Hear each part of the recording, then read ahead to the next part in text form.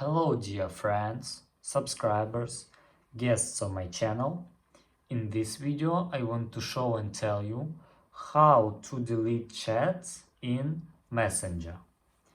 Please put your like, subscribe to my channel, share this video with your friends, and let's get started. So, first we need to go to Messenger.